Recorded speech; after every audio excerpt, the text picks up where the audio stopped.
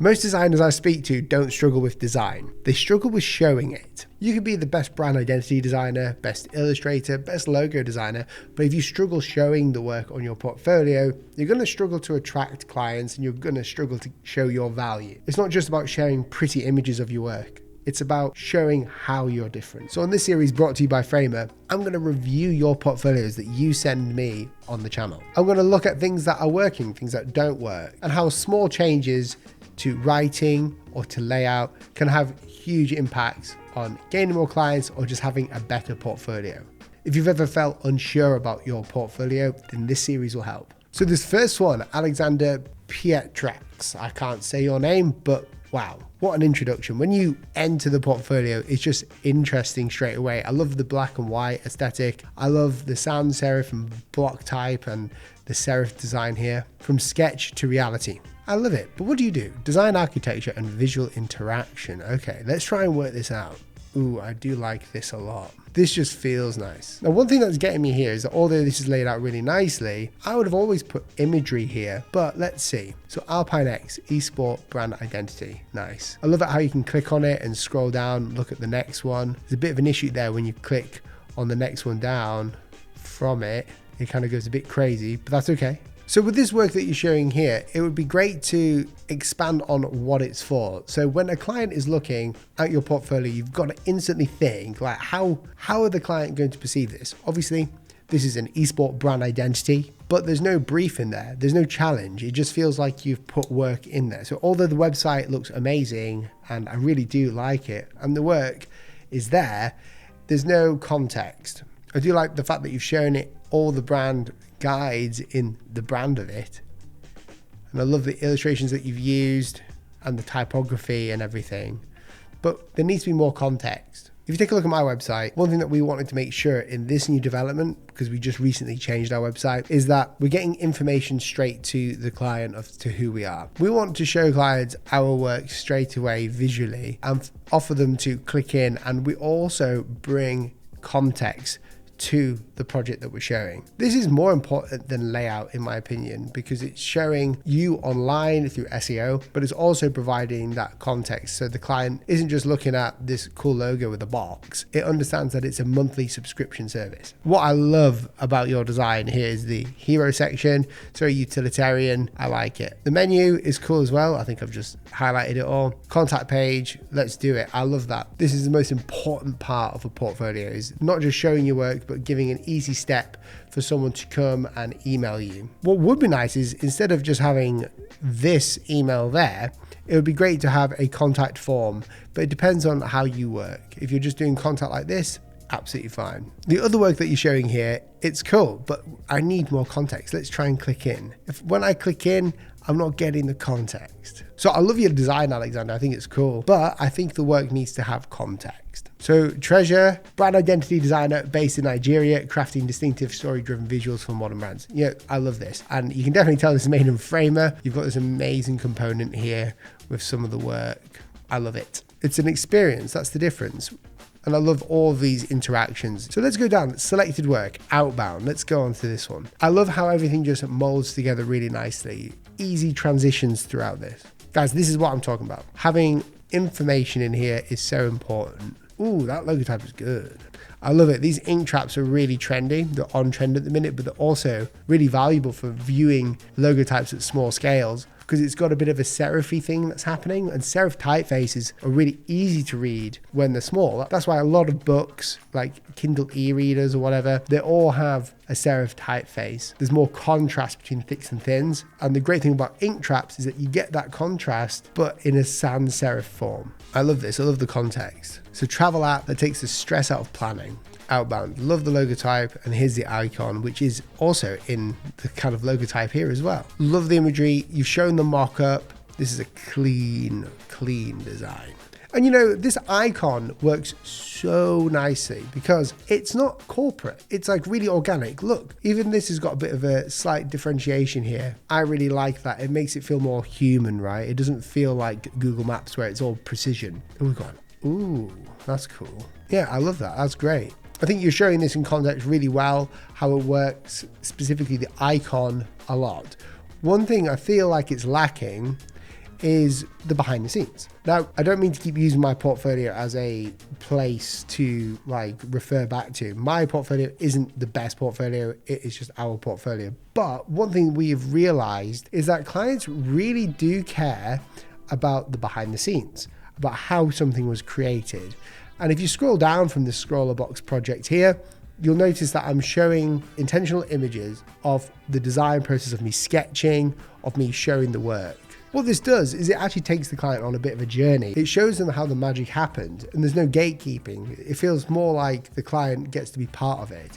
And we do this with all of our work. So from the Royal George here, we might not have loads of images, but we've got a video coming out. You can see images of me designing something. We're making it more about the process rather than just the end result. Obviously showing the end result at the end, like these coasters, but even here, something that no one would ever get to see, which is the glyphs panel of me designing the typeface, how it was all intentional. So I love your work. I think it's great for outbound. Just show the process. I would love to see some sketches or some images of you behind your computer. Let's go to the about page. Maybe we get this. I love your name, Treasure. I love it. Let's talk. So you don't have a contact form. That's absolutely fine. I'm used to contact forms though. I love them.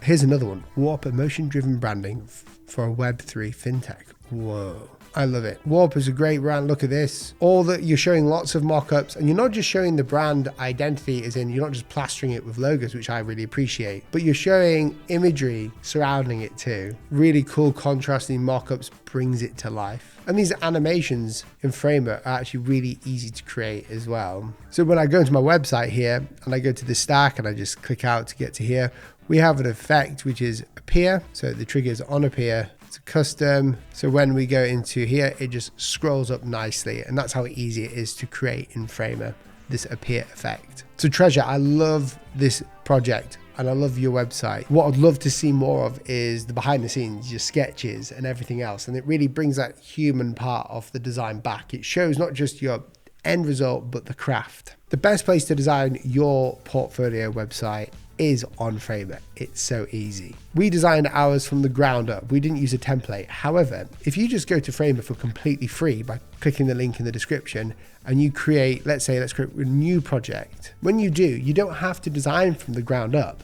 You can actually use one of these templates, whether it's a portfolio like any of these, or you can use a business template for a client if you're doing something, or if you're an agency, you work with more designers, you can use templates for them, such as Lando. We can click this and it will show the template being used. The website is all there. We just need to change the information and put our work in there. So you don't have to worry about creating your own website if you're a bit nervous about it. But Framer is so powerful because it's no coding involved at all. None of these animations were created with code. It's all with components. Really simple to learn. They've got a really good base for learning how Framer works. And not only that, you can use Framer as your main design tool if you want as well. If you use my code in the description below or what's on the screen, you'll get a discount when you upgrade your website and publish it. Thank you to Framer for sponsoring this video. Okay. Hey, I'm Daria, graphic designer, freelancing worldwide. I love it. This website's interesting, isn't it? I love it. It's got the time up there, so your local time, and there's a really nice animation. I like this animation. That's cool. We have something similar, but that feels better. And again, this is made in Framer too. Let's go check out some of your work. I love the fact that the work is there, and I love what you're showing here, the project description. So Area Codes is a software development company that builds custom digital solutions for both established enterprises. Cool. Yep, perfect. You're showing early sketches. I love that. One thing though, I would suggest is sometimes it can be risky to show early sketches early on in your portfolio because you want them to see the final result. And this, technically you're showing them here, the final result. But I love this, the fact that you're showing early sketches and how you created them. And you're walking them through the core idea. This is perfect. I love this. And then you're showing all the parts of this, from the favicon to everything else. Funnel display, I love this type, it's great. Color systems, wow, there's a lot here. That's great. I think here, before you show more, I think just under here, it'd be great to have a call to action. You see, what we do is our website is like so simple. There's no thrills. We do that intentionally for when we scale up. But here we've always got a let's talk button. And we also have this contact form that you can easily put in. The contact form allows Naomi, my wife, but also the negotiator to go in and see exactly what they need, whether it's a brand identity thing, creative lead, logo design, something like that for a service. Having that contact button here is so important because if they want to see more work, they just click here. But everywhere we've got this contact us button because we always want to invite them to easily just message us. So when we go to magic here, even when we scroll down to the bottom of this project, let's talk right there. Or let's maximize your company's potential. Let's go find out more. Contact us. Altogether, I love your website. I think it's cool. The only problem is this cursor. I can't see this cursor very well. It's still gray and that's going to annoy some clients too. If I make this into a phone like so, it works really nicely as well. I like that. See the menu works great. Down here it feels quite busy. You've got a lot of like links which look like what are known as micrographics. I do like it. I think it's risky though because there's a lot going on and you can't really see it with your cursor.